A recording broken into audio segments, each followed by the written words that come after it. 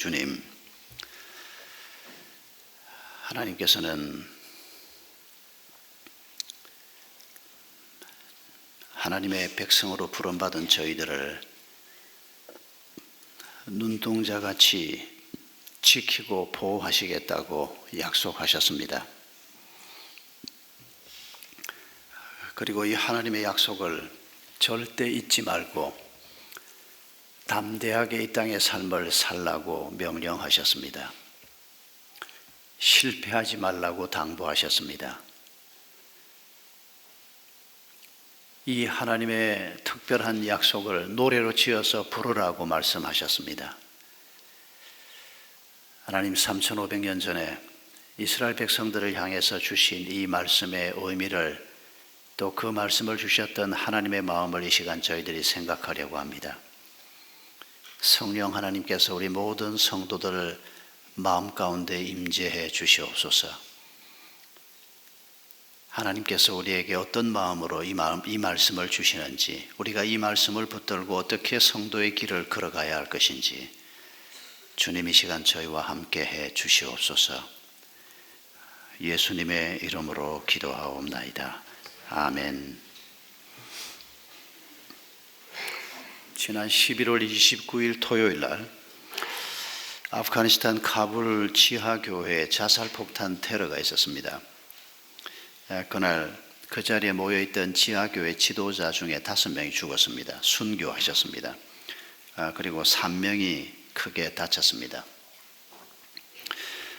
이분들은 1년에 한두 차례씩 인도 델리 쪽으로 나와서 리더 모임을 하는 분들인데, 탈레반 쪽에서 이분들이 은밀하게 모였음에도 불구하고 그 모임이 있다는 것을 알고 자살폭탄 테러를 시도했던 것입니다.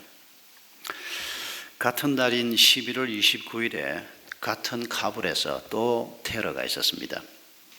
PAD라고 하는 기관을 탈레반이 공격을 했는데, 그 기관에 그날 남아공에서 온 선교사 가족들이 있었습니다.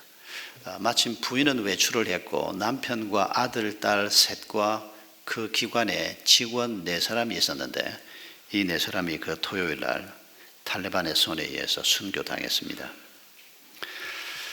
특히 선교사님의 딸은 우리가 파송한 선교사님의 딸과 같이 국제학교를 다녔던 친구 사이였습니다.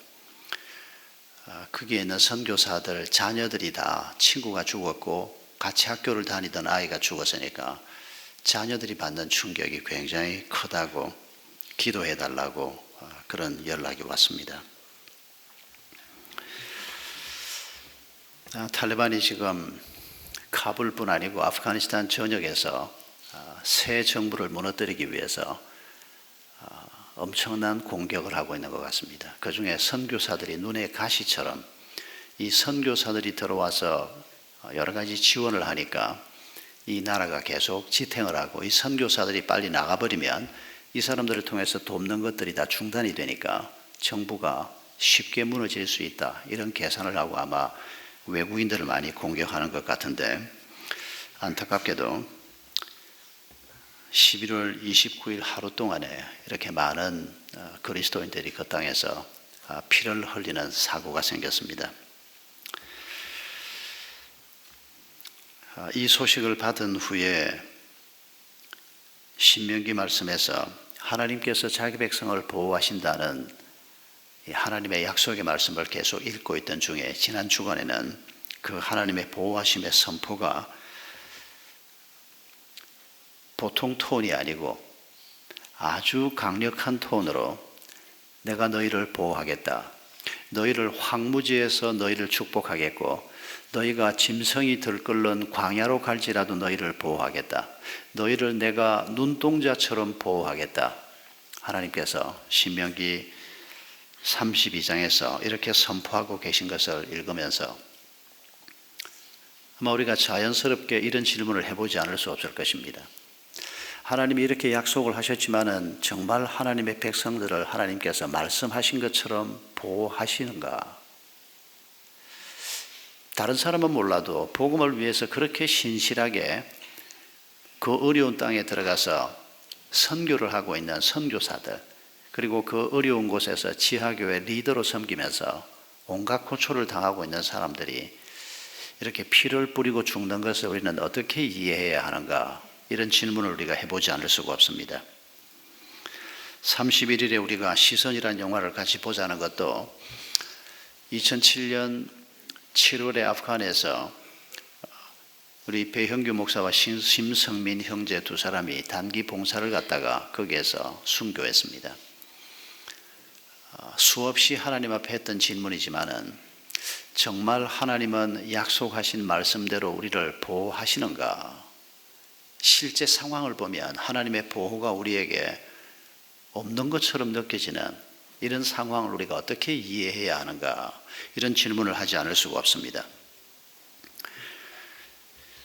우리가 왜 하나님께서 어떤 상황에서는 보호의 손길을 멈추고 신실한 하나님의 종들이 피를 뿌리고 순교하는 것을 허락하시는지 우리가 다 알 길은 없습니다. 더더군다나 왜 하나님께서는 그의 존귀하신 아들 예수 그리스도를 사람들의 손에 그것도 아주 처참하게 죽는 그 일을 허락하셨는가? 우리가 이런 일련의 사건들을 생각해 볼 때 한 가지 분명한 것이 있습니다. 그것은 하나님께서는 허락하시지만은 하나님이 힘이 없어서 그들을 보호하지 못하시는 것이 아니라는 것입니다. 이유를 우리가 일일이 다 알지 못할 뿐이지 하나님께서는 분명히 어떤 이유가 있어서 어떤 상황에서는 하나님의 백성들이 고난을 받기도 하고 그걸 허락하시기도 하고 또 어떤 상황에서는 그들이 죽음의 길을 가는데도 하나님이 그걸 허용하시는 것을 우리는 보고 있습니다. 여러분, 하나님께서 우리를 지키겠다라고 하는 말의 의미가 무엇이겠습니까? 영원히 죽지 않겠다라고 하는 말로 우리가 들어야 하겠습니까? 아닙니다. 그렇게 생각한다면 이 생을 우리가 너무 집착해서 갖고 있는 우리의 잘못된 생각일 뿐입니다. 우리가 다 죽을 겁니다. 그러나 우리가 하나님이 주신 그리스도인, 하나님의 백성된 분명한 목적을 가지고 이 땅에서 우리가 사는 동안에 하나님께서는 우리를 분명히 보호하실 것입니다. 그 약속의 말씀을 하나님께서는 오늘 뭐라고 말씀하시는가 하니까 내가 너희를 보호하겠다. 내 이 약속의 말씀을 노래를 지어서 백성들에게 가르쳐라. 그래서 우리가 방금 읽은 이 부분이 이스라엘 백성들이 노래했던 가사의 일부분이라는 것을 여러분 기억하셔야 합니다. 신명기 32장을 펴보면 노래가 43절까지 쭉 이어집니다. 곡조는 지금 우리가 전해받지 않아서 알 수가 없는데 하나님이 우리를 눈동자처럼 지킬 것이다. 그 시대 백성들이 이 노래를 배워서 하나님 앞에 찬송할 때마다 곡조로 이 하나님의 약속을 선포한 겁니다. 그리고 자식들에게 이 노래를 가르치는 것입니다. 여러분, 이런 노래를 지어서 자기 백성에게 주신 하나님의 마음, 하나님의 뜻을 우리가 이 시간에 좀 생각해 보려고 합니다. 8절에 보면 하나님께서는 우리의 삶의 경계를 정하시는 분이라고 말씀하고 있습니다. 이스라엘 백성들이 이 말씀을 받을 때 그들의 삶의 자리는 모압 평야였습니다. 그리고 얼마 후에는 가나안으로 옮겨질 것입니다. 이 모든 것이 하나님의 인도하심과 섭리 속에서 진행되고 있는 일입니다. 이스라엘 백성들은 그럴지 몰라도 나는 좀 다를까요? 나는 지금까지 살면서 누가 등을 때밀어서 아니면 그냥 바람 부는 대로 또 그냥 필요에 따라서 한 걸음 한 걸음 걸어왔을 뿐이어서 하나님이 내 삶의 경계를 정하고 하나님이 내 삶의 진로를 정하는 것은 좀 아니다. 그렇게 혹시 생각이 된다면 당신이 잘못 사신 것입니다. 하나님은 우리 한 사람 한 사람의 길을 인도하시는 분입니다. 우리가 그 하나님의 인도하심을 상관하지 않고 살아왔기 때문에 혹시 지난날 내 삶이 아까 우리 최정우 형제도 기도하지 않고 이런 표현을 썼는데 우리가 별로 기도해보지도 않고 또 믿음이 없는 때 우리가 살았던 지난 삶이 그런 삶이었다면 우리가 지금부터라도 내 삶의 자리를 정하시는 분이 하나님이시요, 여기에 언제까지 살 것인가 하는 것도, 그 일을 언제까지 할 것인가 하는 것도, 그리고 다음 어디에서 어떻게 살아야 할 것인가 하는 것도 하나님이 정하신다는 사실을 기억하십시다. 이걸 우리가 받아들이지 않는다면 당신은 그리스도인이 아닙니다. 아무리 열심히 예배의 자리에 와서 앉아 있어도 내 삶의 인도자 주인이 하나님이시다, 우리가 이 동의를 오늘 이 시간에 다시 한번 마음에 품을 수 있기를 바랍니다. 9절에서는 하나님께서 이렇게 말합니다. 여호와의 분깃이 바로 너희다 라고 말합니다. 여러분, 이 분깃이라고 하는 말이 무슨 말입니까? 지금 현재 가나안 땅을 눈앞에 두고 있는 이 이스라엘 백성들은 이미 가나안 땅을 분배를 받았습니다. 자기 지파는 어느 지역에 있는 땅이다, 자기 집안은 그 땅 중에서도 어느 땅이 자기 땅이다, 이 분배를 다 받았습니다. 이게 바로 분깃입니다. 그리고 그들이 마음속에 가지고 있는 이 분깃이 구체화되기를 기다리면서 하나님이 주시겠다고 하는 그 땅에 들어가서 집을 짓고 성읍을 쌓고 포도원을 만들고 양을 키우고 거기서 자식을 키우고 가족들이 함께 살게 될 꿈을 가지고 지금 들어가고 있는 겁니다. 집도 한 칸 없이 광야를 떠돌아다니던 이 백성들 마음속에 이 분깃에 대한 소망이 얼마나 컸을 것인가를 여러분 우리가 상상해 보면 알 수가 있습니다. 얼마나 간절한지 모릅니다. 정착해서 살려고 하는 간절한 마음을 가지고 하나님이 주신 그 분깃을 바라보면서 지금 길을 걸어가고 있는 것입니다.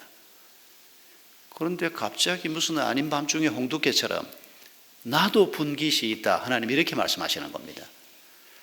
아니, 하나님은 분깃을 나누어 주는 분이지 무슨 자기에게 무슨 분깃이 필요합니까?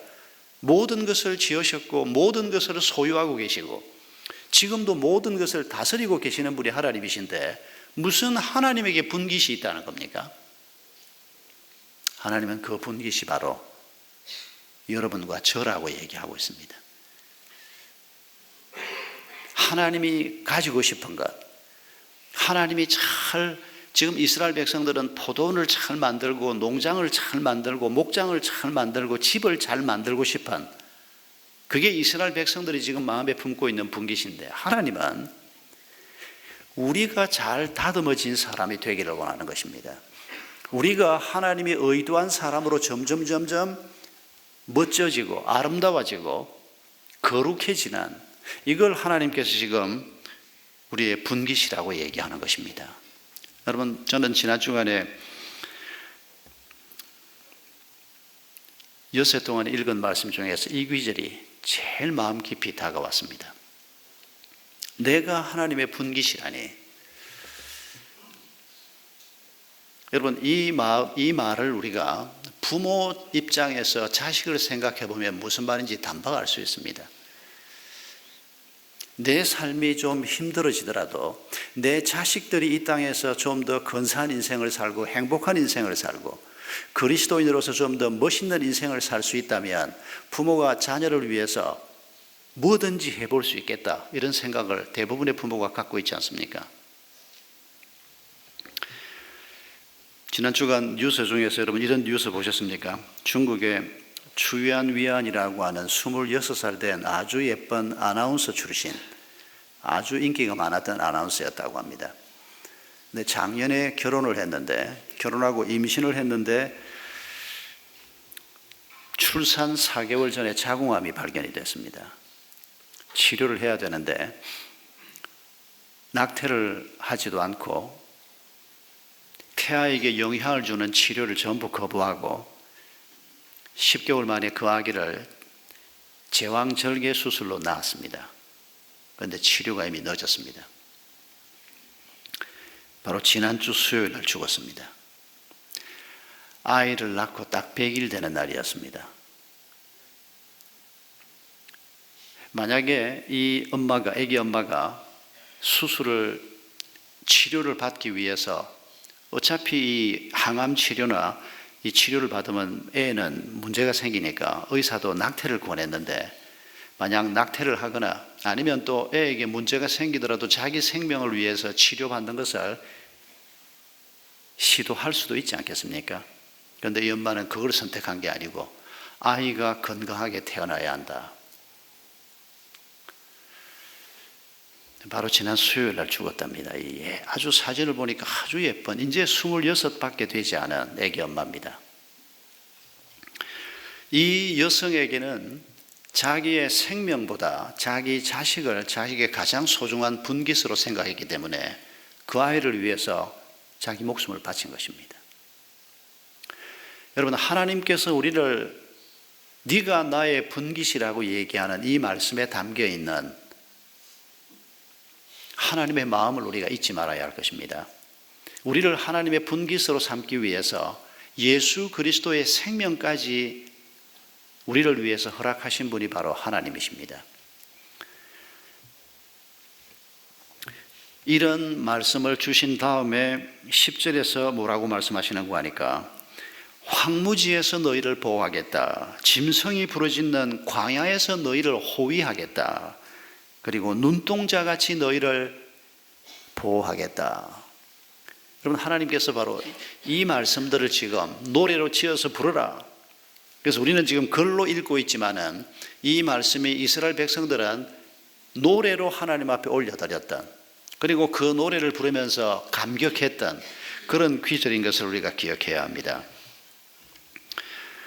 11절에는 독수리가 새끼를 보호하는 것처럼 하나님이 여러분과 저를 보호하겠다고 약속하시는데, 다윗은 하나님의 이런 마음을 잘 알았던 하나님의 백성이었습니다. 그래서 시편 17편 8절 9절에서 나를 눈동자같이 지키시고 주의 날개 그늘 아래 감추사 내 앞에서 나를 압제하는 악인들과 나의 목숨을 노리는 원수들에게서 벗어나게 하소서. 이런 기도를 하면서 살았고, 실제로 다윗은 하나님의 보호를 놀랍게 경험했던 증인 중에 한 사람입니다.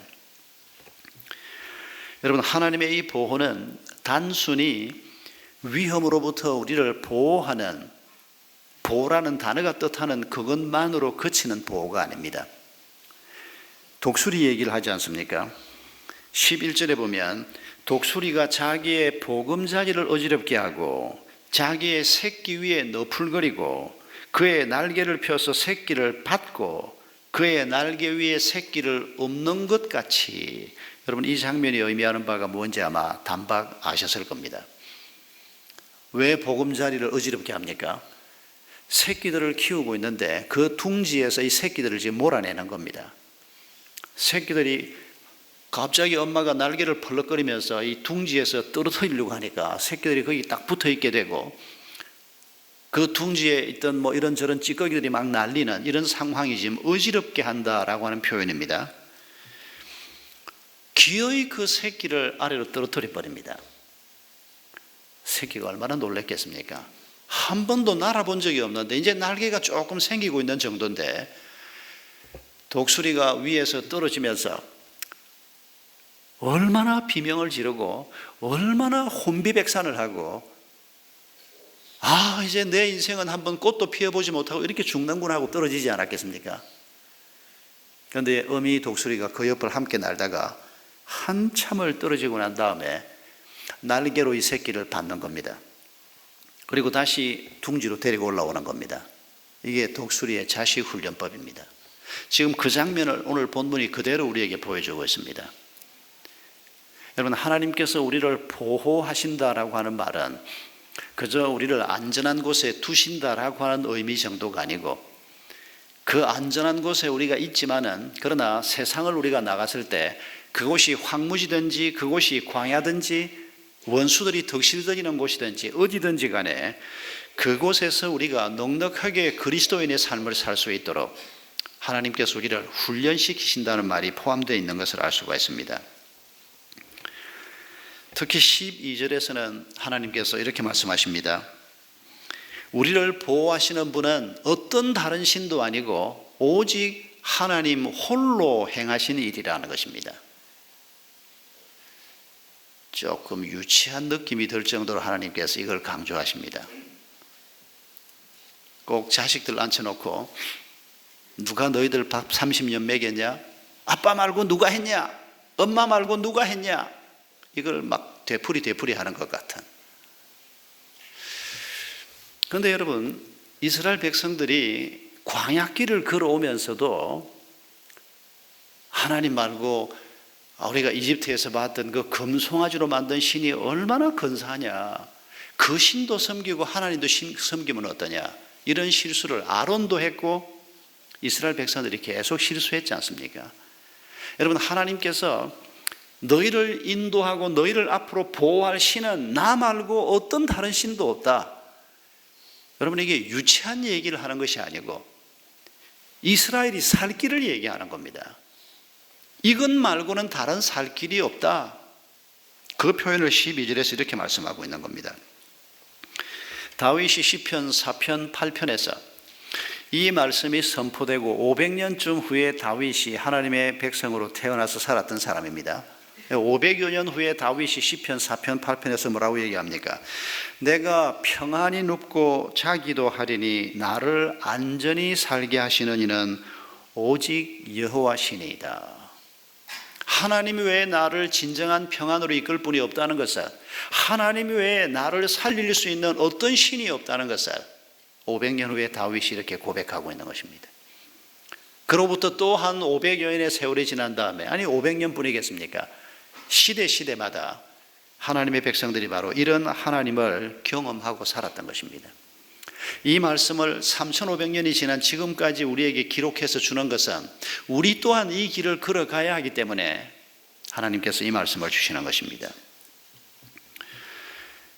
여러분, 우리를 보호하시는 분은 돈 많은 친구도 아니고, 내가 달려가서 사인하면 돈을 빌려줄 수 있는 은행 지점장도 아니고, 힘 있는 어떤 친구가 나를 보호하는 것도 아니고, 오직 하나님만이 황무지에서든지 광야에서든지 어디서든지 나를 보호할 수 있는 분이다.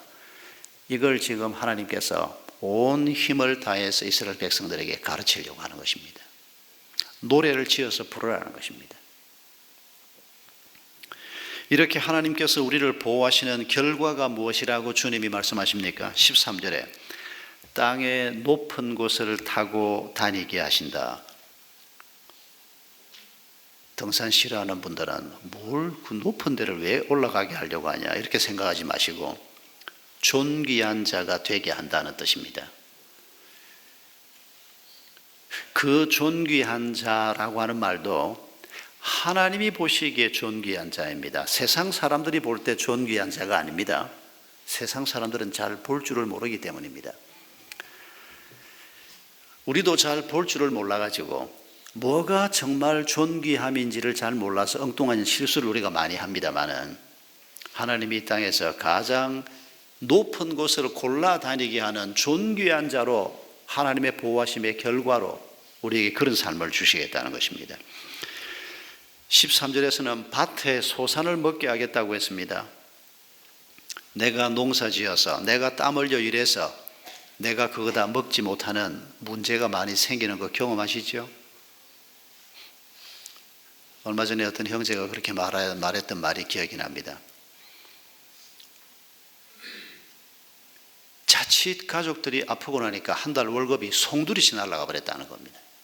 뼈 빠지게 한 달 일했는데 애가 아파서 병원 다니고 난리를 떨고 나니까 한 달 일한 게 허사가 됐다는 겁니다. 내가 농사를 지었는데, 내가 땀 흘려서 일을 했는데 그걸 나와 내 가족이 먹게 하시는 것이 하나님의 놀라운 보호의 결과라는 걸 우리가 잊으시면 안 됩니다. 13절에 반석에서 꿀을 먹게 하시고 굳은 반석에서 기름을 빨게 하시고, 반석에는 꿀이 나오는 데가 아닌데, 근데 석청이라는 게 있긴 있습니다. 석청을 진짜 어떻게 돌에서 어떻게 빼내는지는 모르겠습니다만, 벌들이 아마 이 광야의 돌틈에 벌집을 만들고 거기에서 꿀을 얻어서 그 꿀을 석청이라고 부르는 것 같은데, 그런데 지금 하나님께서는 석청을 떠올리게 하는 것 같은데, 그러나 반석에 매달린 벌집에서 꿀을 내게 하시고 이렇게 표현하지 않고 반석에서 꿀을 먹게 하시고, 이거 석청 얘기가 아닙니다. 기적의 음식을 먹게 하겠다는 겁니다. 반석에서 기름을 빨게 하겠다. 그리고 엉킨 젖이 어떻고 이런 얘기는 요즘 우리가 이미 쓰는 말이 있습니다. 버터 치즈 얘기입니다. 이 사람들이 그 당시에 버터 치즈란 말을 쓰지는 않았습니다만은 좋은 우유, 좋은 버터, 좋은 치즈, 이 서양 사람들 때문에 우리도 이제 꽤 많이 먹고 있습니다만은 우리 한국식으로 표현하면 맛있는 된장, 간장, 고추장을 만들게 하겠고 이런 얘기하고 아주 비슷한 얘기입니다. 하나님의 보호하심의 결과로 우리가 이 땅에서 가장 존귀한 자가 되고 우리가 수고한 열매들을 먹게 되고 풍족한 것들을 이 땅에서 누리면서 살게 하는 안과 밖, 우리의 영적인 세계, 정신적인 세계와 우리의 육체의 세계가 함께 하나님의 축복 안에 놓이는, 이게 바로 하나님께서 자기 백성을 눈동자같이 지키겠다고 하는 하나님의 약속의 내용입니다. 이 축복이 여러분 남은 생에 가득하기를 바랍니다. 우리가 세상을 바라보고 축복을 기다리고 있는 것이 아니고 하나님께서 주심하고 하신 이 약속을 날마다 우리가 그려보고, 할 수 있으면 우리도 이것들 가지고 노래를 누가 좀 지어서 부른다면, 복음성가 가수들이 여기 내용을 가지고 노래 지은 건 아직 제가 과문한 탓인지 보지는 못했습니다만은, 여러분 하나님이 주신 이 소중한 약속을 우리가 마음에 담으면서 이런 하나님의 보호하심 속에서 그냥 잘 누리고 살면 되느냐, 감사합니다 하고 예배 드리고 그렇게 살면 그걸로 족하냐, 그렇지는 않습니다. 이런 하나님의 보호하심 속에서 우리가 해야 될 일이 있습니다. 오늘 본문에 보면 죽음을 잘 준비해야 합니다. 나이 60 넘은 사람, 70 넘은 사람들만 진지하게 들어야 될 얘기가 아니고 우리 모두가 다 날마다 우리 삶의 끝이 어디에서 언제 어떻게 끝이 날 건가, 그리고 어떻게 그 마지막을 바라보고 그 마지막을 준비하면서 길을 갈 것인가를 우리가 늘 생각할 줄 아는 사람이 지혜로운 삶을 살 것입니다. 저도 42살 때까지는 죽음이라고는 생각도 해보지 않았습니다. 가끔씩 생각하면 아직도 한참 남았다 이렇게만 생각을 했죠. 근데 42살 때 제가 병원에 실려가서 일주일을 누워 있으면서 죽을 고비를 2번 넘겼습니다. 의사한테 그 얘기를 들으면서, 이건 실려가기 전에도 감기 한 번 하지 않았던 건강한 몸이었고 병원에 실려가서도 멀쩡했는데 아무튼 뇌로 올라가는 혈관이 끊어진 겁니다. 그때 이후로 하나님이 언제 부를지 모르겠구나, 죽음이 늘 코앞에 있는 것처럼 느끼면서 사는 축복을 받았습니다. 그때 이후로 내가 아직도 평균 수명으로 계산하면 40년이 남았다 이따위 생각은 깨끗이 없어졌습니다. 오늘 밤이라도 하나님이 부르시면 갈 수 있구나, 그걸 그냥 말로만이 아니고 병원에 한 일주일 누워있고 난리를 떨고 그러고 나니까 저절로 그냥 그게 꼭 마음속에 박히게 됐습니다. 여러분, 하나님께서 모세에게 말씀하셨습니다. 너의 죽을 기한이 가까웠다. 120세 된 노인이니까 그렇게 말씀하신 게 아닐까? 아닙니다. 이때 모세는 눈이 어두워지지 않았고 아주 건장했습니다. 그냥 더 살았으면 얼마든지 더 살 수도 있는 그런 상태였습니다. 그런데 하나님께서 가나안 땅으로 들어가지 않고 너보산에서 그의 생을 마감하도록 하나님이 말씀하셨습니다. 그런데 모세의 죽음을 하나님께서 얘기하면서 이 신명기 마지막 부분에서 특이한 게 하나 있습니다. 34장 51절을 보면 모세의 죽음은 모세의 불순종에 대한 징벌의 성격이 있는 것을 언급하고 있습니다. 그런데 31장에서 모세의 죽음을 얘기할 때 보면 하나님은 모세의 어떤 실수도 언급하지 않습니다. 모세가 하나님이 손수 준비하신 영광스러운 은퇴식을 하는 것 같은 이런 장면을 하나님이 보여주십니다. 오늘 우리가 정영환 장로님, 김순희 권사님이 시무장로, 시무권사직에서 은퇴하는 예식을 갔습니다마는 사실 저희 교회는 은퇴라는 단어를 쓰지 않기로 했습니다. 그러나 시무장로, 시무권사는 교회 법에 따라서 70이 되면 일단 장로 권사직을 내려놓는데 그건 뭐 목사도 마찬가지입니다만은 그러나 그 이후에 은퇴권사, 은퇴장로 이런 이름을 쓰지 않기로 했습니다. 건강이 허락되는 한 계속해서 섬기도록. 그러나 시무장로는 법이 70이 되면 못하게 하니까 사역장로로서 계속해서 섬기도록 그렇게 우리가 규정을 바꾸어 놓았습니다마는 여러분, 하나님 앞에 우리가 감사한 것은 뭔고 하니까 시편 78편 72절을 보면 다윗을 마음이 완전한 사람이라고 표현하고 있습니다. 오늘 신명기 31장에서 모세의 어떤 실수도 하나님이 언급하지 않고 하나님의 마음에 합한 사람, 이 위대한 사역을 마치고 물러나는 모세를 하나님께서 칭송하는 장면과 그리고 시편 78편 72절에서 다윗을 마음이 완전한 사람이라고 말씀하시는 이 하나님의 마음은 상통하는 말씀입니다. 여러분, 하나님께서는 다윗이 실수했던 것 모를 리가 있습니까? 그러나 그 실수에서 벗어나서 그들이 삶을 마감할 때 그 실수로 인해서 생겼던 결과는 많은 영향을 끼치기도 했습니다마는 그러나 적어도 하나님께서는 우리가 잘못 살았던 것에 대해서 하나님은 깨끗이 있는 분이십니다. 그래서 여러분, 우리가 앞으로 남은 생을 생각할 때 하나님의 보호하심 속에서 내가 어떻게 살다 가야 할 것인가를 생각할 때 지난날 우리가 부족하고 우리가 하나님 앞에 범했던 죄에 대해서는 우리가 회개하면 하나님은 깨끗이 잊으시고 우리가 복음을 위해서 하나님의 나라를 위해서 수고했던 것만 하나님이 기억하실 것입니다. 그 수고를 게을리하지 마시기를 바랍니다. 가정을 세울 때도 하나님의 말씀을 따라서 가정을 세우는 일에 수고를 게을리하지 마시고 목장에서 교회 공동체에서 일터에서 하나님의 나라를 세우는 일을 우리가 수고하면 수고한 만큼 하나님께서 기뻐하실 것이고 또 앞으로도 우리가 실수하는 것에 대해서도 우리가 하나님 앞에 회개할 때 하나님은 그걸 깨끗이 잊으실 것입니다. 그리고 다윗을 향해서 마음이 완전한 사람이라고 말한 것처럼 모세에 대해서도 이렇게 영광스럽게 표현해 주신 것처럼 우리가 죽음의 자리에 섰을 때 하나님께서 우리의 허물을 들추어내지 않으시고 이 내 아들이, 이 내 딸이 교회를 위해서 복음을 위해서 얼마나 수고했는지 모른다. 하나님 이것만 기억하시는 분인 것을 지금 우리에게 보여주고 계시는 것입니다. 실패를 피할 준비를 해야 합니다.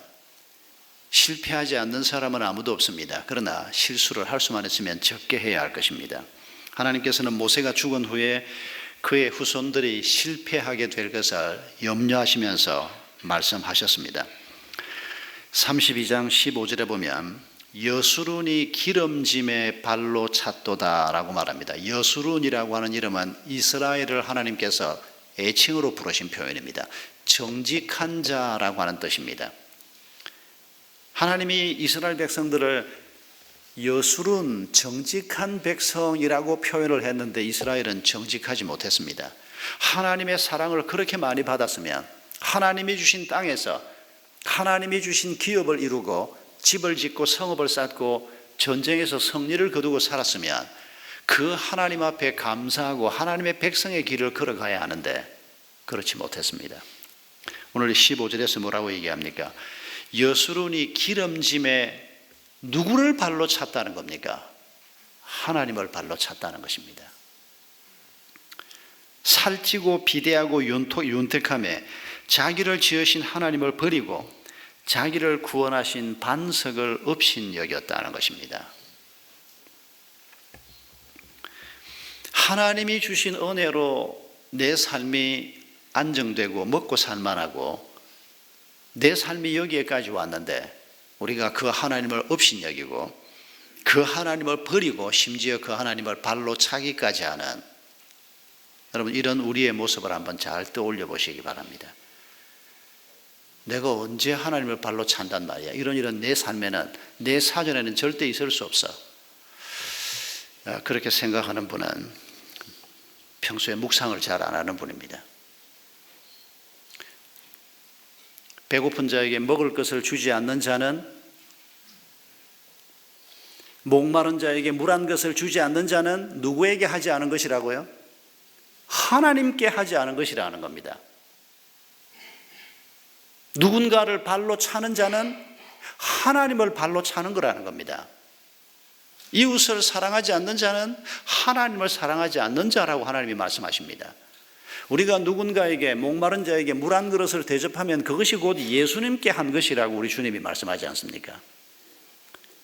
우리는 하나님과의 관계를 생각할 때 우리의 현실의 삶의 관점에서 생각하지 않고 무슨 꿈속 세계를 생각하면서 하나님과의 관계를 생각하는 경우가 참 많습니다. 2011년 조사에 의하면 한국은 세계에서 기부를 많이 하는 순서를 따져서 81위 국가였습니다. 2012년에는 어쩐 일인지 46위까지 올라왔습니다. 그런데 금년도 2014년에 지금 현재 60위입니다. 라오스보다 못하고 미얀마보다 못합니다. 이거 어떻게 조사를 했는지는 모르지만 전문 기관들이 한 거니까 아마 총소득, 국가의 GDP 같은 걸 가지고 아마 할 겁니다. 이만큼 부가 있고 이만큼 벌었는데 얼마만큼 다른 사람을 위해서 기부를 하느냐. 이 기부가 아마 국내의 기부를 얘기하는 게 아니고, 제가 근거는 살피지는 못했는데 해외에 있는 사람들을 돕는 이런 기부를 근거해서 낸 통계 같은데, 사실은 선교사들을 통해서 해외에 있는 사람들을 돕는 이것까지 통계로 잡으면 우리가 한 10위권 안에 들어갈 것 같은데, 유감스럽게도 지금 현재 60위라고 그러는데, 근데 선교를 통해서는 우리가 좀 나누어 주는 거 제법 하긴 하는데, 근데 우리 개인의 삶을 보면 우리가 참 나누어 쓸 줄 모른다, 이런 생각을 많이 하게 됩니다. 여러분 자신을 한번 판단해 보십시오. 어떤 분은 말하기를 이 땅에서 가장 번식력이 강한 행복이 기부에서 온다는 겁니다. 다른 사람을 위해서 헌신할 때 온다고 얘기합니다. 그러나 더 번식력이 강한 행복이 있습니다. 내가 내 것을 다른 사람에게 주어서 얻는 행복이 최고의 번식력이 강한 행복이 아니고, 하나님의 말씀에 따라서 다른 사람을 섬길 때, 하나님 때문에 다른 사람을 우리가 섬기게 될 때,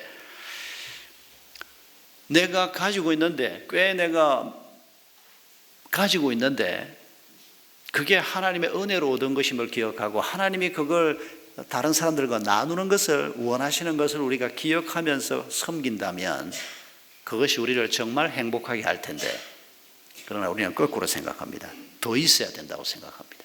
아직은 남 나누어 줄 수 없다고 생각합니다. 좀 더. 어쩌면 그래서 우리가 능력 없는 삶, 별로 기쁨이 없는 삶을 살고 있는지 모릅니다.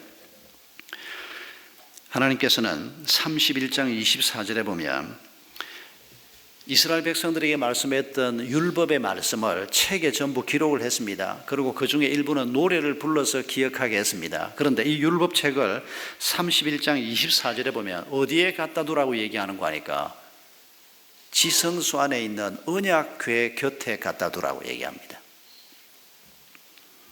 여러분, 언약궤는 이스라엘 백성들에게 주어진 지가 벌써 한 40년쯤 됐습니다. 이걸 출애굽하자마자 시내산 기슭에서 만들어서 이걸 어깨에 메고, 그것도 제사장 레위인이 맵니다. 지금 한 40년 동안 이 언약궤를 메고 지금 이 모압 평야까지 왔습니다. 이 언약궤가 바로 하나님의 임재의 상징이라는 것을 이스라엘 백성들이 너무도 잘 알고 있습니다. 그리고 이 언약궤는 한 곳에 머물게 될 때 지성소 가장 안쪽에 두는 걸 모든 백성들이 다 압니다. 그리고 이 언약궤는 백성들이 본 적이 없습니다. 말로만 듣습니다. 레위인들조차도 이 언약궤는 못 봅니다. 제사장만 봅니다. 그것도 대제사장만 1년에 한 번 그 방에 들어가서 봅니다. 그런데 그 언약궤 곁에 율법책을 갖다 두라는 말씀이 무엇입니까? 이미 이 백성들 마음속에 성막이 가지고 있는 권위가 엄청납니다. 하나님의 임재를 그대로 상징하는 겁니다. 그리고 그 성막 전체에서도 지성소, 그 지성소에서도 언약궤, 이게 하나님의 임재를 그대로 반영하는 최고의 권위입니다.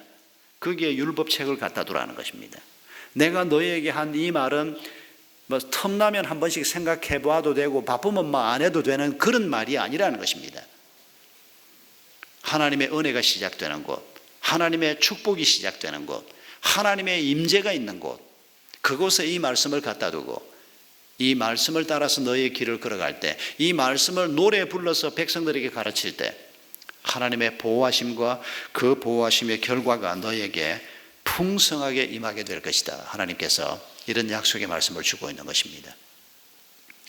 여러분, 하나님께서는 3,500년 전에 이렇게 말씀하셨는데 오늘도 동일하신 말씀으로 우리의 삶 속에서 하나님의 뜻이 이루어지기를 원합니다. 하나님의 뜻이 하늘에서도 땅에서도, 그리고 3,500년 전에도, 그리고 오늘에도, 출애굽 제2세대를 통해서도, 그리고 오늘 우리를 통해서도, 우리의 자녀를 통해서도 이 일이 그대로 일어나야 할 것을, 이루어져야 할 것을 우리가 기대하면서, 이것이 우리에게 가장 큰 축복인 것을 우리가 감사하면서 우리 함께 찬송하기를 원합니다.